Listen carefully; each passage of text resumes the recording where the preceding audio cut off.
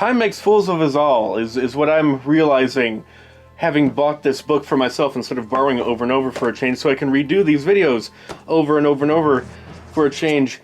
Completely changed my perspective on Trailblazer. I had no idea how amazing it was, I don't think anyway. Vanguard went from amazing to okay to really, really good again.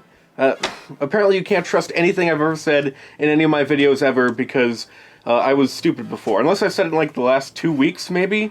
Everything else is garbage. Pretend those videos don't exist. I'll probably delete them. Why not? I gotta redo all the videos again now. I gotta. Because apparently I had no idea what I was talking about. But now I see the light. Vanguard is a really good tree. Let's talk about the Vanguard. And so they are a bodyguard through and through. They're a better bodyguard than the Bodyguard, which is from the Hired Gun Edge of the Empire core book. I give them a pass because that was the first set of talent trees. A lot of them kind of suck. They had more time to bake here with the concept of a bodyguard, and it's really great. Let's just focus on the bodyguard aspect of the Vanguard, right? That's the main reason you probably want to play Vanguard anyway. And so, bodyguard, it's kind of like those active talents you can put on yourself, but instead you put it on someone else. So for a round, people have a easier time not being attacked. People have a harder time attacking the person you're guarding. The downside is you have to be right next to them, which bunching up isn't always a good idea in these games, because area of effect attacks and explosives, flamethrowers, acid throwers, these are all things that exist. But I guess, you're bodyguarding the person, so that's a sacrifice you make in order to bodyguard the person. And they're going to be fine because you're bodyguarding the person. And they have a really big defensive buff to them, which is really nice. We also have an improved and supreme version, which the bodyguard doesn't get. They just get the basic, not the improved and supreme. That's... Anyway, between these two, we can make the whole bodyguarding thing affect multiple people. Bodyguard your entire team, which is really great. Though, again, you have to be really super close to them, and you don't want to necessarily bunch up, but also, again, you're bodyguarding them, so it might not make a difference to them anyway. You're not going to get the benefit, but maybe one of them can bodyguard you? Can you do a thing? That's the bodyguard's purpose. I just realized their job is to bodyguard the Vanguard, who does the real bodyguarding. They're the bodyguard's bodyguard, which makes them the ultimate bodyguard. Okay, I take it back. I take back every bad thing I said about the bodyguard talent tree. The bodyguard is perfect. It is a light. It is love.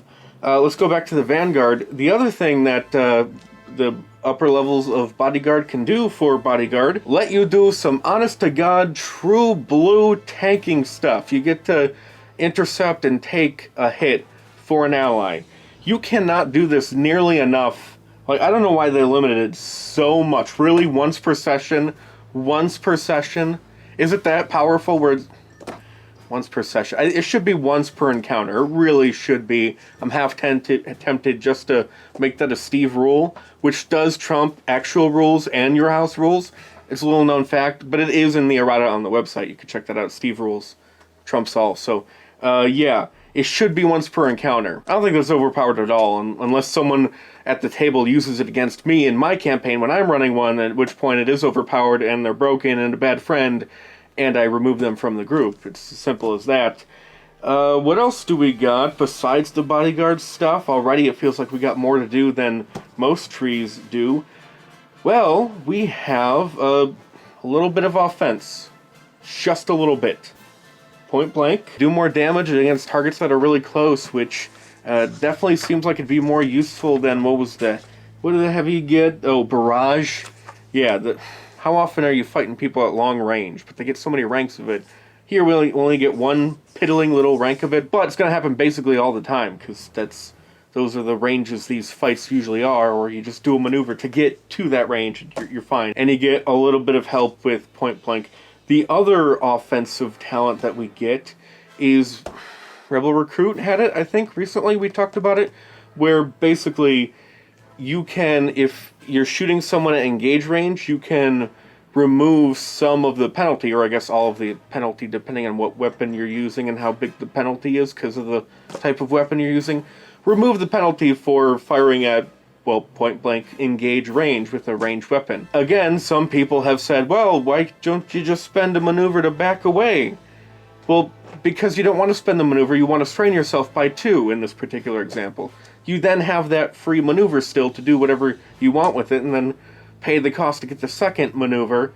Or if you're like a Zexto or a Basilisk or Quirmian or whatever, well then you just do your 2 maneuvers, and you get rid of the penalty by straining yourself as an incidental 2 maneuvers attack. It's a no-brainer. It's a pretty good talent, pretty situational, and that's our only offense, those 2 talents.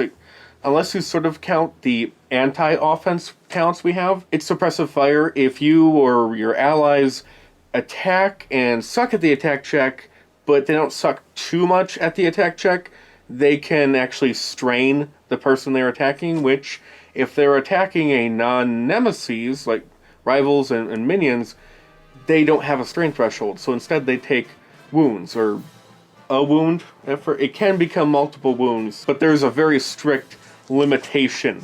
Look up how it's limited. It's not as powerful as you might think. It appears to be overly powered, but it's not that powerful.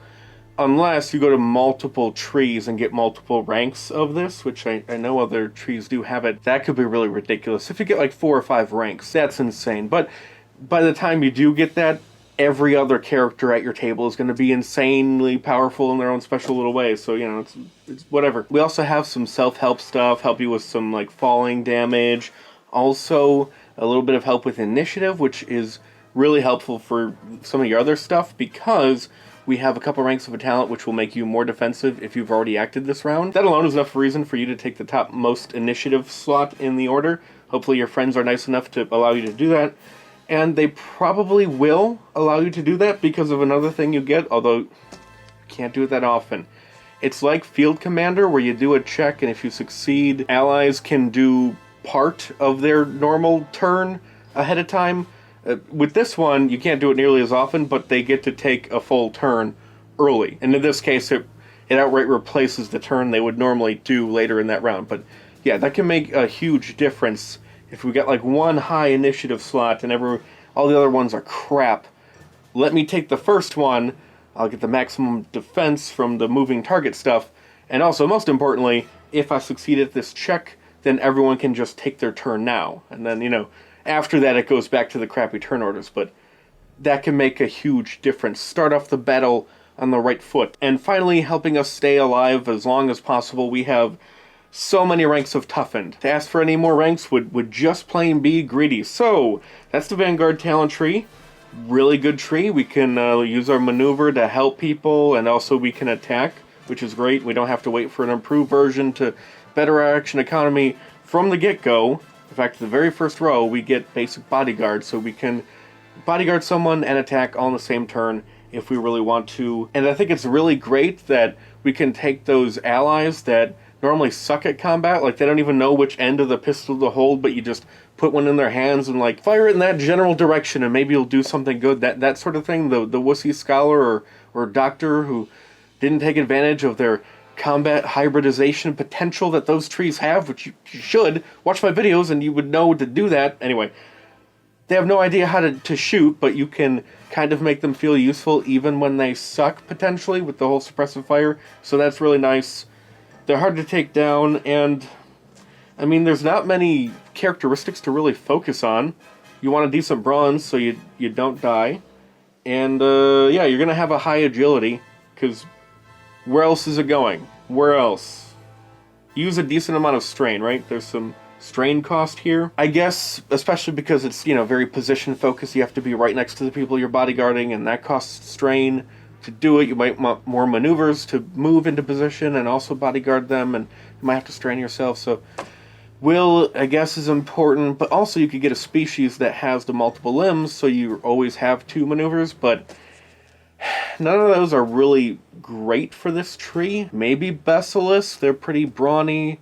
I think they have an okay will, but a really crappy agility. Put all of your points into agility. The 90 points, you might have to get extras, I don't remember. But you have a 4 in agility, 3 brawn. That's pretty good for this, right? And you constantly have 2 maneuvers.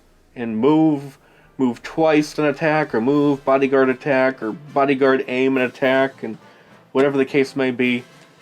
Yeah, it's a pretty good tree right there. And that's it for today. If you like this video and want to see more but maybe something different because you don't care about these videos. You want to see something slightly different but still similar kinds of videos.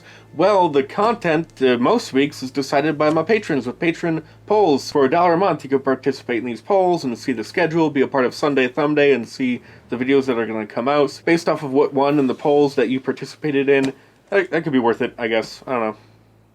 Alright, bye.